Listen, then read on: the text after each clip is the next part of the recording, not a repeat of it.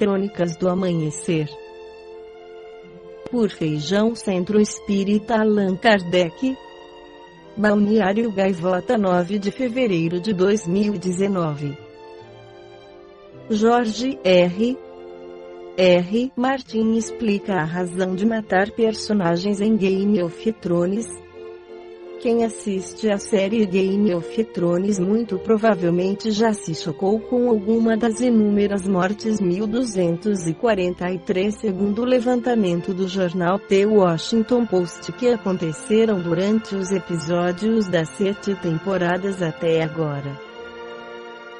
O escritor norte-americano George R. Martin, que escreve os livros As Crônicas de Gelo e Fogo, inspiração para a série, explicou o seu fascínio com a morte de personagens importantes para a trama. Em entrevista para o programa The Great American Bid, da emissora PBS, Martin afirmou que as obras do britânico J.R.R. Tolkien, em especial O Senhor dos Anéis, tiveram profunda influência em sua carreira e na maneira como encara a literatura. A maior invenção de Tolkien foram os personagens que lidam com a tentação do anel e o que fazer com ele. Todos eles estão em uma batalha dentro de seus corações, que podem se ambientar em qualquer tempo e época da história do mundo, explicou. E então Gandalf morre. Eu não consigo explicar o impacto que isso causou em mim aos 13 anos. Você não pode matar o Gandalf. Conan não morreu nos livros de Conan. Sabe? Tolkien simplesmente quebrou esta regra, e eu o amo por isso, continuou Martin. No momento em que você mata o Gandalf, o suspense de tudo o que se segue é 1000 vezes maior. Porque, agora, qualquer um pode morrer. Isso causou um grande efeito na minha própria disposição de matar personagens em um piscar de olhos, completou o autor. A 8ª e derradeira temporada de Game of Thrones terá sua estreia mundial no primeiro semestre de 2019. Já o livro The Winds of Winter, 6º capítulo de As Crônicas de Gelo e Fogo, continua sem data de lançamento. O medo da morte é motivado pelo desconhecido e pela insegurança que se gera em nós, como por exemplo, a possibilidade de encontrarmos ou não algo além da vida terrena. Na verdade, o Espiritismo rompe com paradigmas que viabilizam o medo da morte. A primeira dúvida que a doutrina espírita desvenda é a ideia do fim ou do nada. Há, após o desencarne, um plano espiritual que recebe os espíritos em suas verdadeiras vidas. Os espíritos são imortais, portanto, não devemos alimentar o temor do fim eterno. Esse medo entristece os vossos corações que choram, por exemplo, pelo ente querido que desencarnou. No livro O Céu e o Inferno, Allan Kardec esclarece no capítulo 2 que o homem, independente da escala a que pertença, desde o estado de selvageria, tem um sentimento inato sobre o futuro. Sua intuição lhe diz que a morte não é a última palavra em sua existência e que aqueles cuja perda nós lamentamos não estão perdidos, sem retorno. A crença no futuro é intuitiva e é infinitamente mais geral do que a crença no nada.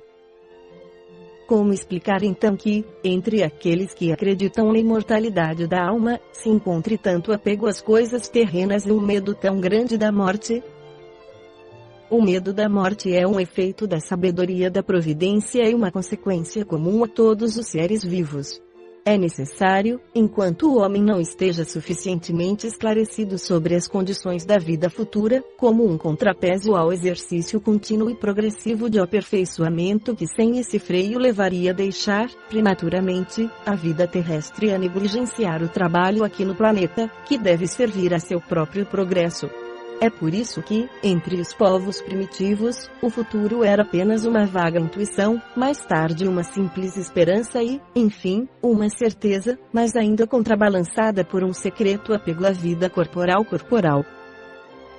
À medida que o homem compreende melhor a vida futura, diminui seu medo da morte. Ao mesmo tempo, compreendendo melhor sua missão na Terra, espera seu fim com mais calma, mais resignação e serenidade. A certeza da vida futura dá outro sentido às suas ideias, outro objetivo a seus trabalhos. Antes de ter certeza, ele só trabalha por sua vida presente. Com essa certeza, ele trabalha, visando ao futuro, sem negligenciar o presente porque sabe que seu futuro depende da direção boa ou má que escolhe em seu presente. A certeza de reencontrar seus amigos após a morte, de continuar as relações que teve na Terra, de não perder o fruto de nenhum trabalho, de crescer sem parar em inteligência e perfeição, lhe dá a paciência para esperar e a coragem para suportar as fadigas momentâneas da vida terrena.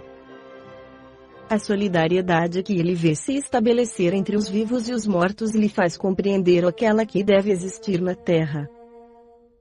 A partir daí, a fraternidade tem sua razão de ser e a caridade é um fim em si mesma, no presente e no futuro.